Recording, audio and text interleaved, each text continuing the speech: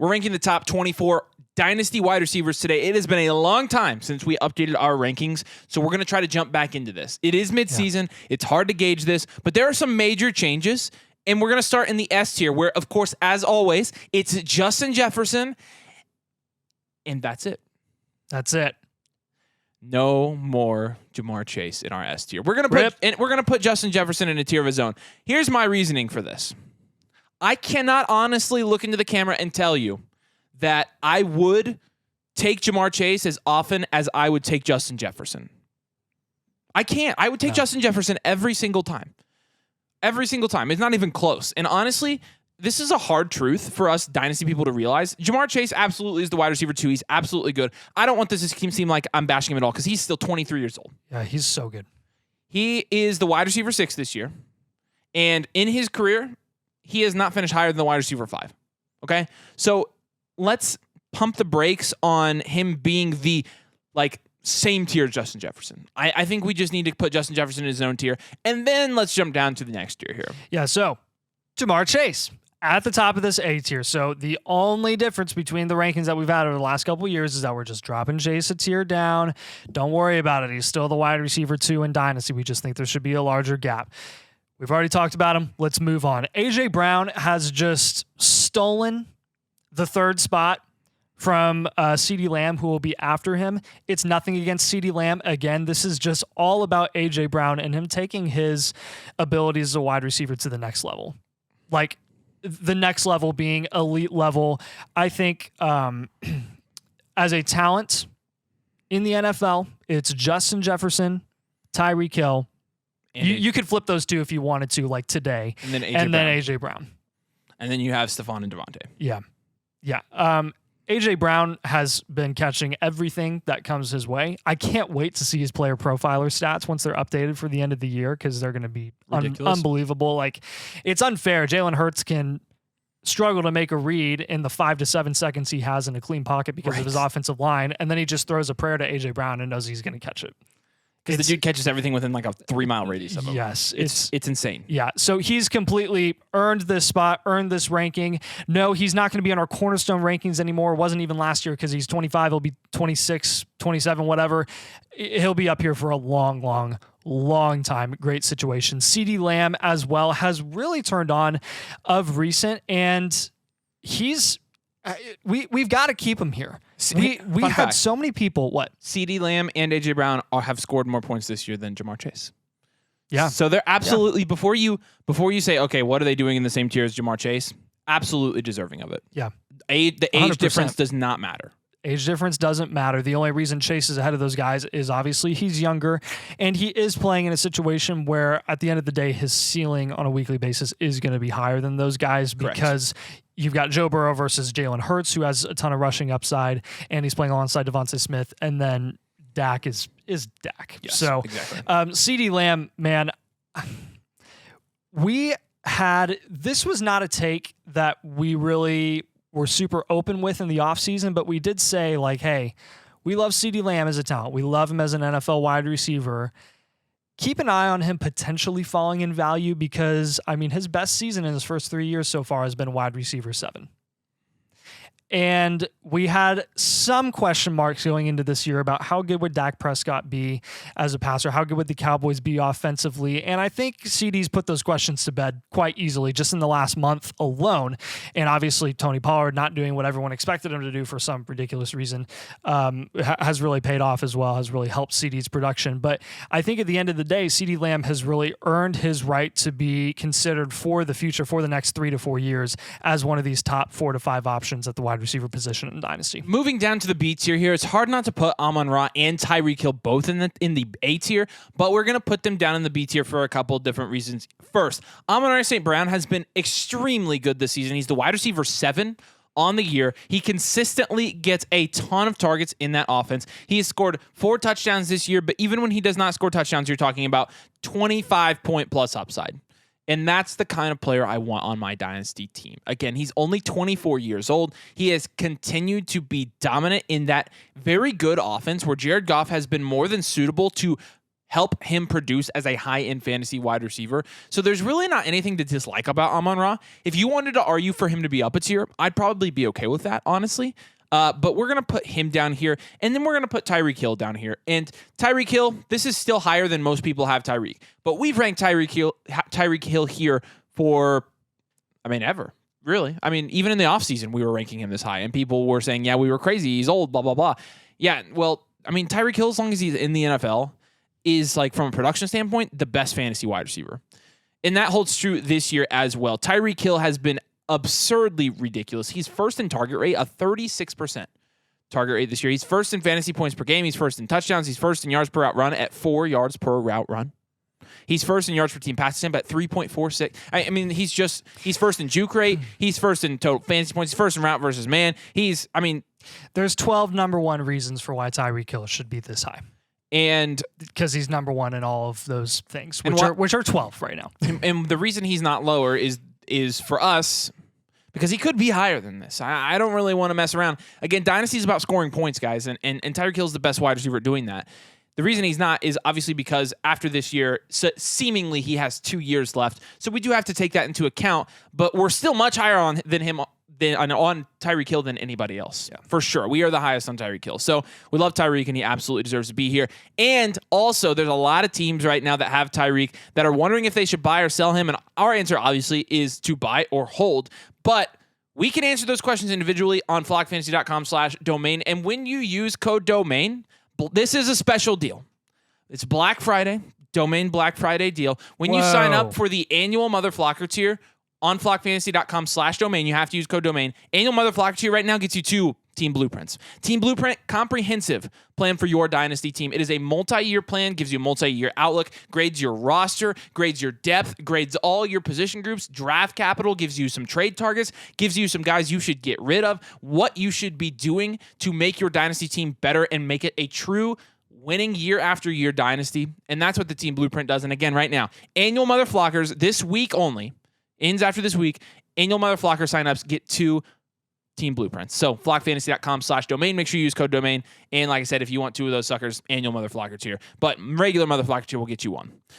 And dropping down to the C tier here. Dropping down to the C tier is going to be a bunch of promising young wide receiver talents, plus one veteran who's just kind of had a little bit of a down-ish year, but he's still been really great.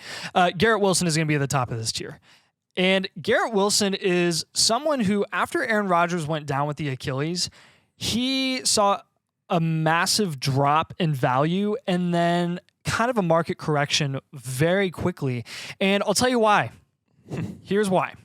His targets this season. Jeez. We'll go from week 2 because week 1 was a fiasco. 8, 9, 14, 7, 12, 13, 13, 14. So I think Garrett Wilson has proven that regardless of quarterback situation, his target volume and his ability to transcend a horrible situation is elite. It's elite. If I don't care who they have next year, as long as it's not Zach Wilson. I don't care who he has long term because I know it's not going to be Zach Wilson. If he gets his volume, and he's getting it right now with Zach Wilson, Garrett Wilson is going to be... Oh my gosh. Listen, he's going to be a top 3 wide receiver like we expected this season. I think it's going to happen pretty soon. I'm glad we're talking about this on the show because I wanted to talk to you about this anyways. This is one of the most impressive things I've seen a wide receiver do this year. Yeah. And it's flown really way under the radar. In PPR leagues, he's the wide receiver 16 right now. That is one of the accomplishments of the year. Garrett Wilson right now has a 33.1% target share. That is first in the NFL. He is first in route participation. He's no joke, guys. He is 8th in air yards, 5th in air yard share, 9th in red zone targets. The dude is 46th in touchdowns, and he's a high-end wide receiver too. Every excuse that we've given DJ Moore and Terry McLaurin over the years are things that Garrett Wilson has transcended. And basically, he still has a chance to finish as a low-end wide receiver 1 this year. That's the difference between a DJ Moore and a Garrett Wilson right there. Yeah, and that, I think, shows the ultimate ceiling that Garrett Wilson is going to have in the future and how we're not really freaking out about Rodgers going down with the injury long-term. Yeah. Chris Olave is going to be our next guy here, and kind of a similar ish situation, but just not as great because he is contending with other pieces in the red zone, like Kamara taking a lot of opportunity away, Michael Thomas, who still is relevant there, and then Taysom Hill. Since Derek Carr can't do anything in the red zone, they just put Taysom Hill in there, and he either throws a touchdown, runs for a touchdown, or catches a touchdown. Couldn't think of the other one. Yeah. What do you mean I couldn't think of the other one? That's kicks a no, he can't. No, he can't. Kicks kick a field goal. touchdown, yeah. Chris Olave, though, his target volume has been pretty impressive as well, and he's really done a solid job over the last couple weeks. In weeks 9 and 10, 16 points and 21 points off of 8 and 9 targets. He had a couple weeks of like 15 targets, 10, 11. And those were weeks where he really disappointed from a production standpoint because Derek Carr has been inaccurate. He's been struggling with injury. Am I worried about Chris Olave long term? No. He's still 23 years old in his second year. And I think regardless of whoever's there at the quarterback long term in New Orleans, I think he's going to transcend the situation because you want me to blow your mind again? He's in PPR. He's a wide receiver 15 still. Ready for this? Yeah. Chris Olave is first in air yards this season in the entire NFL. He is also first in unrealized air yards in the NFL, while being 77th in the NFL in catchable target rate. 77th. Yeah. I mean, you're talking about the dude gets an even average quarterback. The volume's not a question here. He's third in routes run. He's 12th in receptions. Still, even having like the 58th ranked target quality rating. Still 17th in red zone targets. He had 120 targets on the year, his rookie season. He's already at 94 halfway through the year. His expected fantasy points per game is 6 points higher than his actual. Wow. He's a wide receiver 1 in expected fantasy points per game. So, Chris Olave, not only you shouldn't be worried about him, Chris Olave is a screaming buy if anybody is low on him right now. Yeah, he's a big buy. Someone who I do think is going to be more of a buy than the two guys that we've just talked about in Garrett Wilson and Olave, because a lot of people are going to see that production. They're going to see that target volume, and they'll be like, okay, I do think this is probably a fluky situation that we're not going to see again. Jalen Waddle, on the other hand, his volume has gone significantly down, and he's just been, straight up inconsistent and not productive to the level that we expected him to be where we were drafting him in Dynasty startups last year. The highest amount of targets he's gotten in a game, okay, it was 12 against New England. But outside of that, he's had 5 games this season with 6 targets or less of the 9 games they've played. That's not cutting it, man. That's not cutting it for a top 12 Dynasty wide receiver that we were heavily investing in this last offseason. Not we specifically, we as in the Dynasty community in general. Are we worried about Jalen Waddle and this production for the next couple years? I would say I'm a little bit worried. Yeah, because when he produced as a wide receiver 1 last year, it took doubling his yards per catch. Doubling his yards per catch and decreasing his targets compared to what he got his rookie season. Now you're seeing that correct a little bit, and it's good for a currently a low-end wide receiver 3. Now, we all know, let's be realistic here, we all know that his ceiling is higher than that. We know that his ceiling is a low-end wide receiver 1 while he's playing with Tyreek Hill. I think Jalen Waddle, because of this, and because of the situation, it's kind of been complicated in Miami. It's been a crazy year. They've been an offensive powerhouse. Devon Achane has come in and kind of blown everyone out of the water with what he's able to do, had a ridiculous touchdown rate. Same with Raheem Mostert. We know neither of their touchdown rates are sustainable. Mostert isn't going to keep doing what he's done this season in the future. Achane, he may be, but we know that the top 2 threats there are Waddle and Tyreek. I think you're going to see this correct again over the next couple seasons, and I would be investing in Jalen Waddle because he's going at a significant discount right now. So what's interesting about Waddle is he's maintained like a wide receiver 8 pace on keep trade cut. I don't believe that with the trades that I've seen. You saw the trade I made last week where I got Waddle, Kyler, and Gibbs. And I think that's where keep trade cut falls short. Well, they in fall a lot short of ways. They do fall short a lot, but that's not something that and there's going to be a lot of people in the comments who tell us some deals that you've seen go down in your leagues for Waddle, because I guarantee you they're all at a massive discount in the favor of Jalen Waddle. Yeah, 100%. All right, Stephon Diggs is going to be the veteran that Nathan referenced here, and Stephon Diggs. If this is a down season for Stephon Diggs, then Diggs is ridiculous because he's the wide receiver 4 this year, and he's the 8th overall fantasy asset right now. Stephon Diggs, 102 targets on the year, 73 receptions. He's at 870 yards, and he has 7 touchdowns. He's crazy. He is truly ridiculous. Even when Stephon Diggs, even when he's thrown a fit and his brother's saying I got to get him out of there, and Josh Allen's throwing to the other team. Stephon Diggs' value is directly related to the current state of the Buffalo Bills, which is hilarious to me. Because everyone just wants to ignore the contract that he's locked in with Buffalo for the next 3 years. And everyone wants to just ignore the fact that regardless of Josh Allen throwing a ton of picks, he still is providing a ridiculous amount of volume for Stephon Diggs. Yes. It's crazy. And on that note, Stephon Diggs is first in the league in targets, first in round participation. He is first in receptions. We play in a points per reception league. So when you have the most of those of any player in the NFL, that makes you extremely valuable in those scoring formats. He's second in touchdowns too. Yeah. He's even when it's okay, I actually wouldn't even say he's having a down year. I think he's been. Yeah, I was wrong when I said down year. But intended they make to you say feel like was that, they though. make you feel like he has a down year. Exactly. And it's why he's it's why he's a good value, but also he's maintaining his value from a market perspective, which is ridiculous with this production. Yes, it is. That just shows you how much he's still being shorted, which it's hilarious. And then we have Devonta Smith. And Devonta Smith, honestly, there are a lot of people that are really low on Devonta Smith right now. I'm curious what his keep trade cut is. I'm curious how much he's fallen. Because right now he's the wide receiver 26 in the season. And I just don't think for a lot of people that's cut again. He's still wide receiver 11. Okay. That's ahead of Stephon Diggs. Case in point. Yeah. Case in point.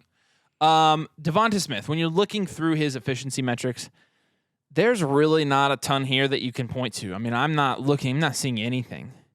Yeah, what stinks is he's, 9th in routes run, 1st in route participation, 2nd in snap share, and still very inconsistent volume this year. But the volume is part of it, but also very inconsistent quarterback play. 37th in catchable target rate. That's not bad, but it's not great. It's not great. He's not. Here's the biggest problem. Hurts is playing hurt. They're not throwing the passes that they were throwing last season, stretching the field, that Devonta Smith was really getting a lot of fantasy points on. I think the absence of, and this is me trying not to be a homer. I truly believe I would have believed this. Truth. Shane Steichen's absence as an offensive coordinator, I think, has really, really shown. And it's really hard to be a downer or a negative on the Eagles, not trying to be. But the 8-1 Eagles now compared to the 8-1 Eagles last year, because I think they're 8-1 last year, it's it feels like it's miles apart. It honestly, it's a mile apart at least. It's not. It doesn't seem that close to me. So with Devonta Smith right now, that's our 12th player. He's 11th on keep trade cut. That's about where we have a market. So we're fine with his value right now. Yep. Dropping down to the D tier. A bunch of these rookies who have all produced, honestly, more than we expected, except I guess for JSN and Puka Nacua. Okay, so 2 of them have produced, and they've done a great job maintaining their value. All of these guys that went the first round, the top 3 guys, have maintained their value in Addison Flowers and JSN. But we're going to have Puka Nacua ahead of all of these first-round wide receivers, and it's just straight up because he's earned it. He has earned it. We have never seen a rookie showing of this caliber with this draft capital and Puka Nacua being a 5th-round wide receiver from BYU. We really liked him as a prospect. We were on him in the 4th round of rookie drafts. We said, hey, go take a shot on Puka Nacua because kind of Cooper Kupp's banged up. If Stafford stays healthy, maybe he'll get a decent amount of targets this year. We were not expecting this. Neither was anyone else in the Dynasty or in the NFL. He's really taking the NFL by storm this season. If it weren't for CJ Stroud, he'd be pretty much easy offensive rookie of the year, in my opinion. He's on pace to shatter the 1,000-yard mark or whatever. So historically, he's poised to be one of the better wide receivers long-term in Dynasty from a successful fantasy production perspective. Jordan Addison is going to be right behind him. And this is just, again, we're going production right now. And Jordan Addison has been the second most productive rookie wide receiver this season. And it hasn't been particularly close. Do we think long-term that Addison's ceiling is capped because of J-Jeff? Yeah, Yes. we do. So there is a case to be made once we get to the offseason. Addison could eventually be a sell, but right now he's earned this ranking. This is where Addison belongs, and there's going to be some people that have him higher as well. Zay Flowers has kind of come back to earth in the last month or so. Did he ever go to space, though? Like, I mean... Did he ever, like, skyrocket? Yeah, because... He got really good targets. He did. That's exactly my point. Yeah. The receptions were never. I mean, no, he's struggled with drops. He's had a game. He's had 2 games with 8 or more receptions, and that's it. Heck, he's had 3 games with 6 or more receptions, and that's it. I think the reason he's increased in value so much, though, is because of the situation there where Odell Beckham's on a 1-year deal, and Mark Andrews now. This is going to boost Flowers' value now that Mark Andrews is down for most likely this season with that ankle injury, and I think this is another thing where you watch Zay Flowers. He passes the eye test. Like he passed the eye test with flying colors. He did in college, and he has in the NFL. That's translated. It looks like you're playing it looks like he's playing a video game. It looks like he is the video game when he's on the field. After the catch, he's unbelievable. I just want to see him get a little more dynamic as a route runner long term, and kind of offer more overall for Lamar Jackson, because he isn't getting that volume. We're being picky at this point because he's still a productive rookie wide receiver, which we've seen a lot of recently, but historically that has not been very common. So he's exceeded expectations, I think even more than we expected for him. And I'm excited to see what he does in the future and how he can kind of refine his game. We're going to put our guy here, Jackson Smith-Njigba. Again, we're putting all these rookies back to back to back to back, because we're keeping our head above the waves here. Yes, we have an 11-game sample size now. That's not enough for me to say, oh, this one's definitely better than the other. The only big change we made here among the rookies is we put Puka up here with these guys and in front of them, because he deserves it, because he's top 12 in targets and in target share and all that. I mean, in receptions. So with JSN, obviously we thought he would produce right away. He has not produced right away. But you did see JSN's value in October go down to the wide receiver 21. It's bounced back up, actually. Wide receiver 15, wide receiver 16 range now. He's ahead of Zay Flowers on Keep Trade Cut. So this is interesting to me. I didn't expect that. JSN has been picking it up as of recently, though, and I think there's some promising things that you see with his game. We still very much believe in him. We're going to wait for the end of the season. Then we'll probably switch these guys around a little bit more. But then even into next season, it's going to be interesting to see how we evaluate. Are you worried about JSN at all long term? No. Or do you think he still has this? I'm not either. I'm not worried about him. Another guy we're going to keep our head above the waves with is T. Higgins. T. Higgins is a guy that we were notably low on going into the 2023 season for numerous reasons. The biggest one being that people weren't accounting for the games that he missed in his points per game, and we're just saying that he was a wide receiver 1, when in reality, those games that you missed do count against you in fantasy football when, you win Dynasty championships with fantasy points. Well, T. Higgins this year, I'm going to be petty because you guys were petty to us. 28 points per game. If you take away all the other games, he didn't score 28 points this year. So you got that going for you. Outside of that one game, he's been horrible. He has truly been horrible. Yes, he's been banged up. That counts against him.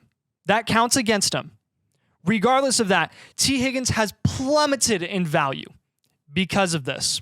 I'm buying. Because I'm buying as well. He's going into a contract year with the Joe Burrow deal. He's not getting paid because T. Higgins is going to get probably, I would estimate, anywhere from 16 to 20 million. Right. He's worth that, I think, as a talent in the NFL.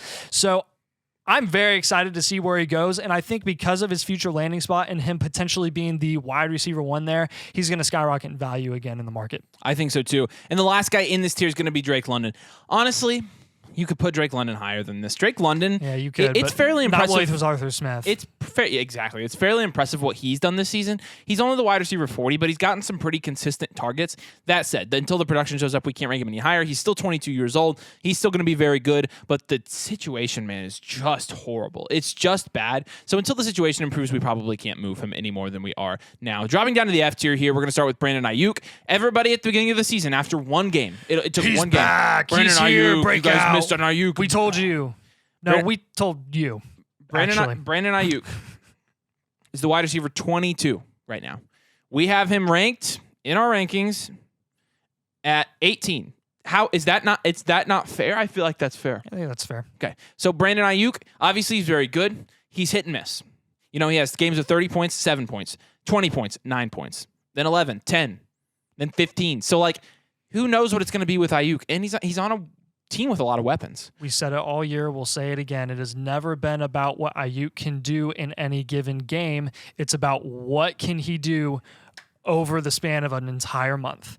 And now that we assume he's not going to be in San Fran in the future, I don't think they're going to re-sign him because they already paid Debo, and they're probably going to have to pay a lot of defensive guys, and they got Brock Purdy on the rookie deal. I don't think they're going to pay him. He's going to go somewhere, and I think he's a very talented wide receiver where he could be in a very friendly situation for more consistent target volume overall. I agree with you there. And then Michael Pittman is a guy that we championed this offseason in fantasy and in Dynasty. Yep. And everybody's like, well, Michael Pittman, have you seen the rookie quarterback splits with blah, blah, blah, blah?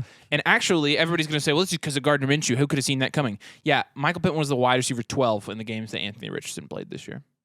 Right now, Michael Pittman is the wide receiver 11.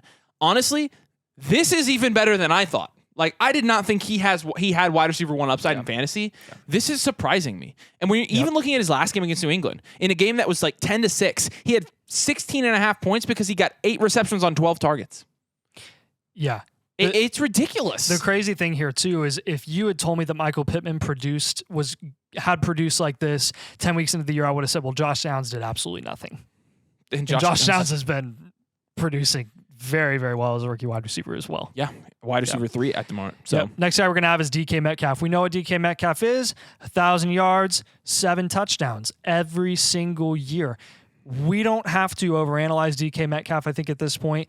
And I think you're going to see in Dynasty from here on out, people are going to value him accordingly. People are figuring it out. People are really figuring it out now. No, they aren't. He's the wide receiver 15 on Keep Trade Cut. Well, how accurate is Keep Trade Cut? I don't know. But seriously, he's here's the guys around him. All guys we have ranked over him: Flowers, Higgins, JSN, Ayuk, Nakua. Yeah, they all have higher ceilings than him. I would trade. DK's a perpetual 2. Yeah, DK's a sell. Yeah, in my opinion. Marquise Brown is a guy who we do think has the upside to have wide receiver 1 caliber target volume, and regardless of whether he stays with the Cardinals in their rebuild and re-signs with them or goes elsewhere, I think he's proven that given a nice situation with a pass-happy quarterback like Kyler Murray or somewhere else, wherever he goes, he commands a lot of targets. He commands targets like a wide receiver 1. And maybe not in fantasy. That's why we have him here in the towards the bottom of our list. But he does have the upside, I think, long term to be a consistent mid to high end wide receiver 2 in fantasy, and that is worth something, especially with him at his age. And he's a great talent as well. All right, in the last tier here, we're going to drop down. Cooper Kupp's going to be first. Yeah, we haven't seen it with Cooper Kupp this year, and there are a lot of questions with him, his health, his age, and Matt Stafford. And quite frankly, I don't think anybody can rank him much higher than this. I think this is about where he belongs in these rankings. He's wide receiver 21 on Keep Trade Cut, so we're about same as market there. And until he answers those questions, I don't think we can put him any higher. Devontae Adams as well. I mean, if you're going to buy into 30-plus-year-old wide receivers, I want them to perform higher than wide receiver 14. Not to mention, Devontae Adams is in pretty much QB purgatory right now. Yeah. So, yes, this is... I do want you to understand Devontae Adams has very little dynasty value right now in the dynasty community. Wide receiver 26 on Keep Trade I think Cut. he's going to be like Mike Evans' price next season, what Mike Evans was priced at going into the 2023 season. Kind of the 9th-ish round is where I would anticipate him falling. And at that point, he's probably going to be a pretty good value. Probably. Last guy we're going to have here is DJ Moore at the very end of this list. All y'all DJ Moore truthers, all y'all Bears fans, I know we crap on you all the time. DJ Moore has had a very, very good season. Wide receiver 8. Better than we expected. Wide receiver 8, granted. Two games, pretty much. Two games. He's been very inconsistent, been very DJ Moore-esque, and I think you're going to see his production really settle to, shocker, wide receiver 2 numbers? A wide receiver 2. Interesting. At the end of the season, realistically, unless Fields just absolutely is ridiculous. I don't know. But people have gotten smart about DJ Moore. He's the wide receiver 22 on Keep Trade Cut. We have him at 24. That's pretty close. Yep. So, all right, let us know in the comments what you think. Of course, we know we're gonna hear it anyways, but let us know what you think. First time we've updated these in a while. Do us a huge favor. If you play Dynasty Fantasy Football, we're trying to get to 10,000 subscribers. So make sure you drop that subscription and make sure you also drop a like on this video. And then don't forget, this week only, ends Friday night, Black Friday sale, 2 blueprints. When you sign up for the annual Mother Flocker tier at flockfantasy.com/domain, have to use code domain, have to choose the annual Mother Flocker. Mother Flocker tier and monthly will still get you 1 blueprint. But again, 2 blueprints. Hard to turn that down, right? And you get all our rankings, dynasty articles, exclusive live streams. I mean, there's a ton. So flockfantasy.com/domain. Use code domain. We appreciate you guys. Thanks for watching today, and we'll see you later.